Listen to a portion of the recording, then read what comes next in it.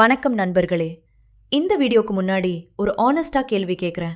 நீங்க ட்ரேடிங் ஆரம்பிச்சப்போ நீங்க என்ன நினைச்சீங்க? சார்ட் படிக்க கத்துக்கிட்டா போதும், இண்டிகேட்டர் கரெக்டா யூஸ் பண்ணினா ப்ராஃபிட் வந்துடும், ஸ்ட்ராட்டஜி பர்ஃபெக்டா இருந்தா லாஸ் வராது. நானும் இதே மாதிரி தான் நினைச்சேன். ஆனா ரியாலிட்டி என்னன்னா, chart correct, indicator correct, setup correct, ஆனா ட்ரேட் எடுத்ததும் மைண்ட் டிஸ்டர்ப் ஆகும், ஹார்ட் பீட் ஃபாஸ்ட் ஆகும், ஃபியர் ஸ்டார்ட் ஆகும். அப்போ ஒரு கொஸ்டின் வருது, மார்க்கெட் தப்பா, ஸ்ட்ராட்டஜி தப்பா, இல்ல நம்ம மைண்டு தப்பா? இந்த கொஸ்டினுக்கு தான் trading in the zone Mark Douglas ஒரு ஸ்ட்ரெயிட் ஆன்சர் தருது. இந்த புக்ல ரிப்பீட்டட்லி சொல்லப்படும் ஒரு லைன், மார்க்கெட்க்கு இமோஷன்ஸ் கிடையாது. இதை சர்ஃபேஸா கேட்டா சிம்பிளா தெரியும், ஆனா இதை ரியலா அண்டர்ஸ்டாண்ட் பண்ணினா ட்ரேடிங் கம்ப்ளீட்லி சேஞ்ச் ஆகும்.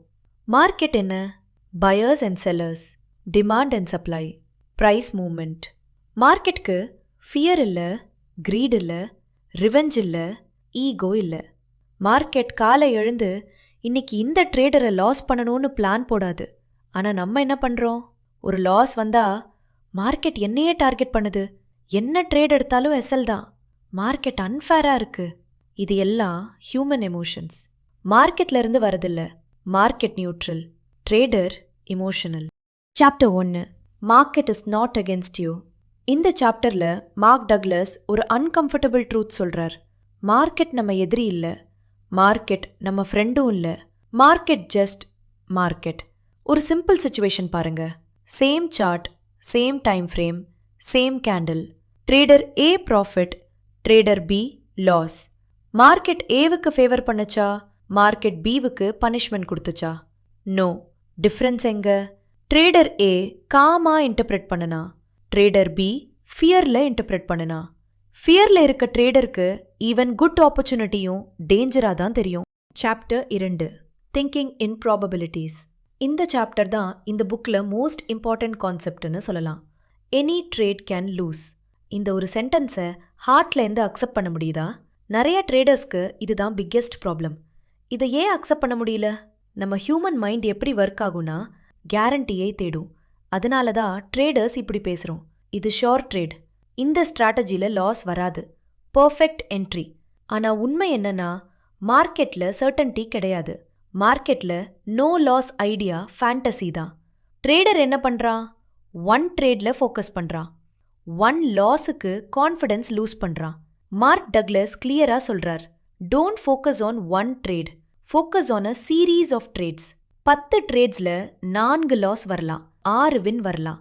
நீங்க எனி ட்ரேட் கேன் லூஸ்னு அக்செப்ட் பண்ணிட்டீங்கன்னா ஃபியர் ரெடியூஸ் ஆகும், ஓவர் கான்ஃபிடன்ஸ் போகும், ரிவெஞ்ச் ட்ரேடிங் ஸ்டாப் ஆகும். எஸ்எல் ஹிட் ஆனாலும் காமா இருப்பீங்க, ட்ரேடை பர்சனலா எடுக்க மாட்டீங்க. Chapter 3, accepting risk. ஒரு நார்மல் ட்ரேடிங் டே இமேஜின் பண்ணுங்க. ட்ரேட் எடுத்தீங்க, ஸ்டாப் லாஸ் செட் பண்ணீங்க, என்ட்ரி பர்ஃபெக்ட். ஆனா சடன்லி பிரைஸ் ஆப்போசிட் டைரக்ஷன் போகுது. அந்த மொமெண்ட்ல மைண்ட் பேச ஆரம்பிக்கும், ஜஸ்ட் நாய்ஸ் தான், ரிவர்ஸ் ஆகும், எஸ்எல் ஹிட் ஆகாது. இது லாஜிக் இல்லை, இமோஷன். ரியல் ட்ரூத் என்ன? லாஸ் அக்செப்ட் பண்ண மனசு ரெடி இல்லை. பேப்பர்ல எஸ்எல் இருக்கு, மைண்ட்ல எஸ்எல் இல்லை. மார்க் டக்லஸ் கிளியரா சொல்றார், fear exist because risk is not fully accepted. Fear மார்க்கெட்ல இருந்து இல்லை, லாஸ் பாசிபிலிட்டியை அக்செப்ட் பண்ணாததால தான். Chapter 4, why we self sabotage. Loss வந்ததும் நெக்ஸ்ட் ட்ரேட்ல பிக் பொசிஷன். இதோட எக்ஸாக்ட் மீனிங் என்ன?